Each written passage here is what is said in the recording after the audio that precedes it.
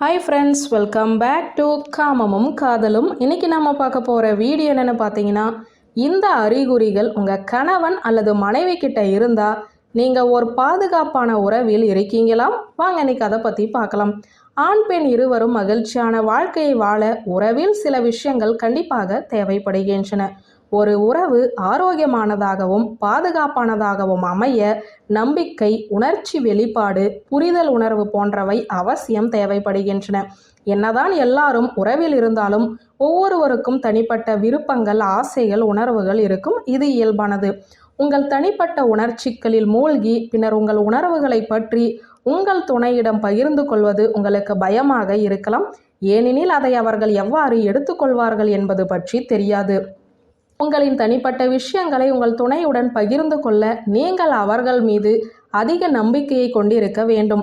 உங்களுடனும் உங்கள் துணையுடனும் ஒரு பாதுகாப்பான பிணைப்பை வளர்த்து கொள்வது உங்கள் உணர்ச்சிகளை வெளிப்படுத்தவும் ஒருவருக்கு ஒருவர் உண்மையாகவும் இருக்க உதவும்.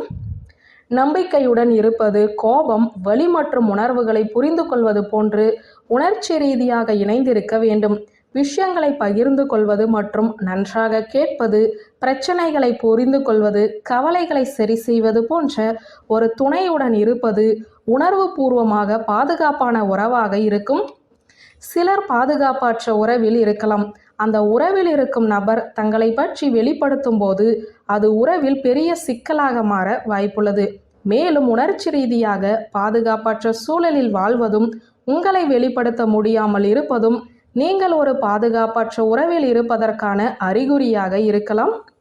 உணர்ச்சி ரீதியாக பாதுகாப்பான உறவு எப்படி இருக்கும் என்பதை பற்றி இப்போது பார்க்கலாங்க. உங்கள் உறவு சரியான பாதையில் செல்கிறதா இல்லையா என்பதை அறிய நீங்கள் பின்பற்ற வேண்டிய குறிப்புகளை தான் பார்க்க போகிறோம். நீங்கள் அல்லது உங்கள் துணை பிரச்சனைகளை பகிர்ந்து கொள்ளும் போது அல்லது கவலைகளை வெளிப்படுத்தும் போது நம்பிக்கையான நபராக நடந்து கொள்ள வேண்டும். எனவே அவர்கள் கூறிய விஷயங்களை எந்த நிலையிலும் ஒருவருக்கு ஒருவர் எதிராக எப்போதுமே பயன்படுத்தக்கூடாது. இது நம்பிக்கைக்கு புறம்பானதாக கருதப்படுகிறது. உங்கள் துணை அவர்களின் ஆழ்ந்த உணர்ச்சிகளை பகிர்ந்து கொள்ளும் போது அவர்களின் மீது அதிக நம்பிக்கை வைத்திருக்கிறார்கள். உங்களுடன் உறவில் இருப்பதை உங்கள் துணை பாதுகாப்பாக உணரலாம். உங்களையோ அல்லது உங்கள் துணையையோ நம்பகத்தன்மை குறைந்தவராக மாற்ற வேண்டாம். ஒரு உறவில் உணர்ச்சிகளை வெளிப்படுத்துவது முதலில் பயமாக இருக்கலாம். ஆனால் அதை மறைப்பது எதிர்காலத்தில் உறவில் வெறும் சிக்கல்களை ஏற்படுத்தலாம். உங்கள் பார்ட்னருடன் உணர்வுகளை பற்றி விவாதிப்பது மிகப்பெரிய விஷயமாக இருக்கும். ஆனால் அது அந்த நபரை ஒரு உறவிலும் தனிநபராகவும் புரிந்து கொள்ளவும் வளரவும் அனுமதிக்கும். அதனால் உங்கள் உணர்ச்சிகளை உறவில் வெளிப்படையாக வெளிப்படுத்துங்கள். பாதிக்கப்படக்கூடியதாக இருப்பது ஒரு உறவில் நம்பிக்கையையும் பாதுகாப்பான உணர்வையும் உணர்வது என்பது உணர்வு ரீதியாக நீங்கள் பாதுகாப்பான உறவில் இருப்பதற்கான அறிகுறியாக இருக்கலாம். இந்த நிலையில் உங்கள் பலவீனங்களை உங்கள் துணையுடன் பகிர்ந்து கொள்வதும் பாதிக்கப்படக்கூடியவர்களாக இருப்பதும் தம்பதிகளிடையே வலுவான பிணைப்பை உருவாக்க உதவும்.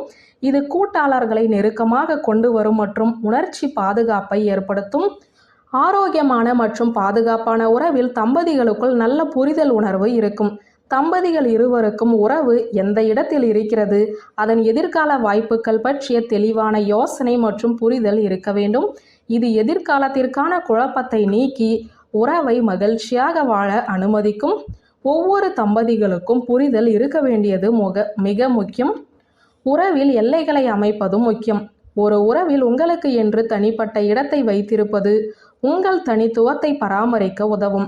தம்பதிகள் ஒருவருக்கு ஒருவர் நெருக்கமாகவும் அன்பாகவும் இருக்க இந்த எல்லைகள் உதவும்.